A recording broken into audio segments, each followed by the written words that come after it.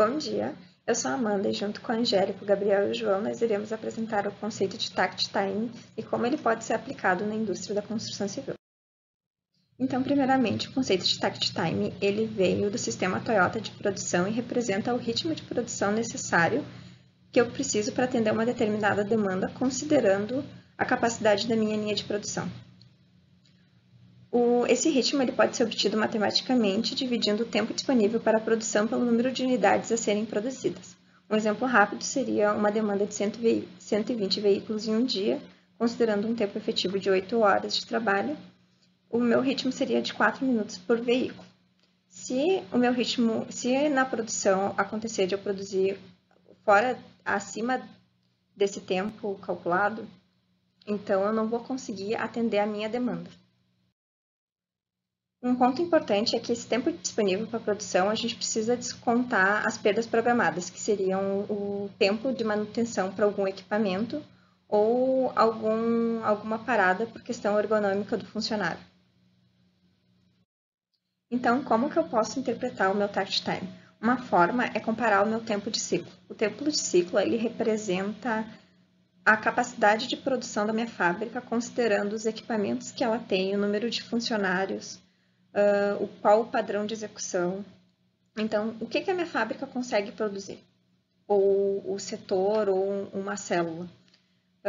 Então, se meu takt time for maior ou igual ao meu tempo de ciclo, a minha capacidade de produção atende a minha demanda, ok.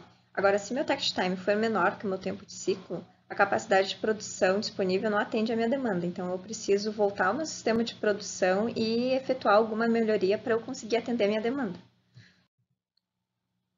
Esse fluxograma foi realizado por Álvares e Antunes, exemplifica o que eu falei anteriormente. Então, primeiramente, a gente vai calcular o nosso takt time a partir da demanda que a gente tem.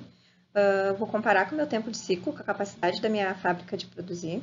Vou verificar se ele for compatível, o takt time, com o tempo de ciclo, ok, a minha fábrica atende a minha produção. Agora, se não for possível, é possível aumentar o número de funcionários? É uma alternativa para melhorar a produção. Não, não é possível. Então, eu tenho que mexer de outra forma na fábrica. Realizar alguma melhoria, seja com equipamentos, seja reorganizar o sistema de produção. Alguma coisa tem que ser feita. De maneira geral, uma linha de montagem, uma vez que se identificou os fluxos repetitivos, se ajustou as equipes de trabalho no mesmo ritmo de ciclo, tem-se condições de executar a programação e aí vislumbrar oportunidades de ganho. O takt time proporciona a redução de desperdício no processo, por exemplo, o custo com armazenagem, já que evita a produção exagerada, né? Ajuda também a manter um fluxo de trabalho. Por exemplo, uma equipe não vai ficar esperando o término de uma atividade antecessora, já que todas as atividades andaram no mesmo ciclo, no mesmo ritmo. E isso tudo vai evitar também a abertura de frentes de trabalho que possam, eventualmente, não ter um impacto direto no cumprimento dos prazos, das metas, né?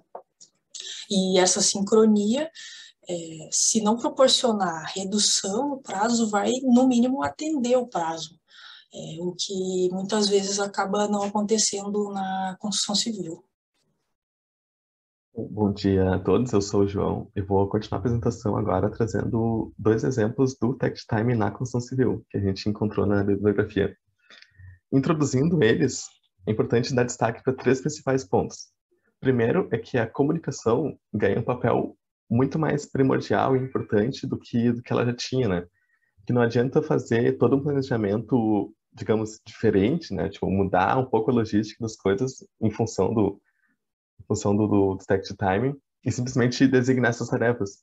Vai surgir uma necessidade muito alta dessa comunicação, de explicar, do gerenciador vir e mostrar assim, para isso tem que acontecer tal coisa e tal coisa. Porque a takt time não é um processo imediato, né? Ele é baseado na melhoria contínua. Segundo ponto é que o planejamento diário também fica muito mais importante, porque às vezes o período do takt time ele pode ser menos que um dia. Então, se o planejamento diário não estiver muito bem feito, é capaz que o método não funcione tão bem. E o terceiro e último, né, que todos eles, o principal foco é a sincronização e o balanceamento das atividades. primeiro exemplo é de uma produção de fachada externa, né, na cidade de Sacramento, Califórnia, que era um prédio destinado a uma clínica de saúde. Ao todo, eram 36.700 metros quadrados de fachada externa. E o estudo data de julho de 2013. Está representado aqui do lado o prédio. Os autores dividiram esse processo em 6 etapas. A primeira delas foi a obtenção de informações que buscava principalmente encontrar as peculiaridades e os requisitos de cada atividade, em especial separadas uma das outras, né? A segunda etapa foi a divisão em zonas de trabalho, que acabam sendo zonas de controle, né? A terceira era o sequenciamento das atividades, entender melhor como é que funcionava esse processo de produção de fachada. A quarta etapa foi o estabelecimento, né? Tipo, definir qual era que a duração individual de cada uma das atividades. A quinta etapa era o balanceamento do fluxo de trabalho. Daí, por fim, a sexta etapa foi o cálculo do takt time. Importante trazer aqui que eles focavam, né, muito na sincronização e no ritmo, e também que os autores destacaram que é muito, muito importante que toda equipe pense junto. Eles instigaram os participantes, os funcionários, todos eles a pensarem junto em como melhorar o processo, em como sequenciar melhor, porque, né, não, era um processo de melhoria contínua. Tipo, todos esses métodos, essas 6 primeiras fases foram baseadas num protótipo, que foi o first run, que eles chamaram, né? Para daí, sim, depois de ter feito uma primeira iteração, as próximas pudessem vir com melhorias contínuas e aperfeiçoando o processo. Daí, já trazendo os resultados, né, com um takt time de 4 dias, eles conseguiram reduzir o prazo de 11 para 5 meses de execução de toda a fachada, inclusive atividades que não estavam previstas antes, por causa desse processo dos funcionários ficarem pensando e ter o processo claro na cabeça, eles foram capazes de até executar atividades a mais que não estavam previstas antes. Isso num prazo menor, inclusive, né, como foi falado. Daí, o exemplo 2 é uma empresa de corte e dobra de aço, né, que atende já obras de qualquer porte. Foi um estudo de caso em São Paulo, em São José do Rio Preto, São Paulo, de uma empresa fundada em 2014, e o estudo foi feito em 2016. Era um TCC, né, que trazia um estudo de várias ferramentas Lean, focando só no takt time. O cálculo que a autora fez foi assim, né? Pegou a demanda, que era 900 colunas por mês, a demanda média, dividiu nas 44 horas semanais dos 21 dias de trabalho mensais. Por que ela usou turnos cheios, né? Porque como não era uma obra, digamos assim, não era uma obra ao céu aberto e que estava sujeita a muitas intempéries e qualquer fatores externos, ela usou o turno completo, né? 44 dias, 21 dias, 44 horas, 21 dias. Daí isso resultou num takt time de 789 segundos aproximadamente. Ela percebeu que havia muito, muito tempo de espera, né, entre as atividades e que também estava tendo estoque da atividade anterior. E também eu destaco aqui que somente a atividade de amarração que possuía um tempo de ciclo maior que o tempo TACT. Então, após os estudos e todo aquela sequenciamento de sincronização e balanceamento das atividades, dá para ver claramente que só sincronizando elas já deu para, tipo, reduzir muito o tempo, né? Então, a empresa saiu de um tempo de ciclo mais ou menos de 1.554 segundos e chegou em 635 segundos. Então, uma redução de mais de 50%, né? Tudo isso focando principalmente na sincronização e no balanceamento das atividades. É isso, obrigado. Bom dia a todos, eu sou Gabriel Teixeira e vou falar um pouquinho sobre os potenciais e dificuldades do takt time. Bom, a primeira dificuldade que saltou aos nossos olhos foi a questão da aceitação por parte das equipes. Considerando que é uma estratégia um pouco diferente do padrão, em relação a zoneamento, em relação à forma como vai ser feito o trabalho, deve-se convencer a equipe que vai realizar esse trabalho que ela deve seguir esse padrão definido novo, por mais que faça muitos anos de outra forma. Por exemplo, conforme o João falou em uma atividade específica, em relação a uma fachada de um edifício, por exemplo, o único serviço em uma fachada de um edifício, essa equipe ela vai estar sob um estresse de ter que fazer o rendimento esperado, ter que atingir as metas planejadas. Então, esse planejamento tem que ser muito bem feito, esse takt time, esse tempo de serviço tem que ser muito bem definido para que essa equipe não seja, ao mesmo tempo, pouco cobrada nem muito cobrada, porque senão acaba, inclusive, ocasionando mais erros se for feito com pressa o serviço. Em relação a atividades gerais, muitas vezes o pessoal em obra gosta muito de trabalhar e tocar em uma frente de serviço que esteja com grande produtividade, né? Porque boa parte do rendimento deles é por produção em obra. E eles têm que entender que, através do takt time, vai ser o foco em algumas zonas específicas para liberação do serviço também é sequencial. Então, pode ser que em algum momento um outro serviço interrompa um serviço posterior, caso não siga bem a linha de execução. Bom, outra questão é a falta de assertividade quanto ao rendimento da elaboração, no momento da elaboração do planejamento. O que acontece? Eu posso estimar que a minha equipe vai produzir tanto, que vai, por exemplo, uma equipe de reboco vai produzir tantos metros quadrados por dia. Chega no momento que essa equipe não produz. E isso, obviamente, reduz com o passar do tempo, com a experiência de quem está planejando e também com os dados da empresa que está realizando esse planejamento. Só que em alguns fatores ainda vão ser variáveis, como, por exemplo, o tipo de acabamento, as características do edifício, enfim. Algumas características vão fazer com que o rendimento seja diferente e esse rendimento tem que ser muito bem aferido para poder fazer com que o cronograma seja bom, que ele seja possível de atender.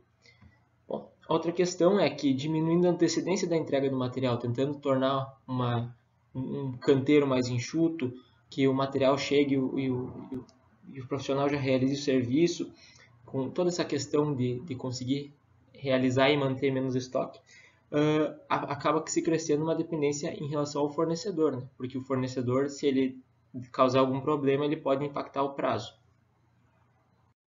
Bom, outras duas dificuldades constatadas é que, por exemplo, para serviços externos, imaginando o próprio serviço em fachada, as condições climáticas interferem no tempo disponível. Se estiver chovendo, se estiver ventando, acaba que os profissionais não vão conseguir realizar o serviço no momento.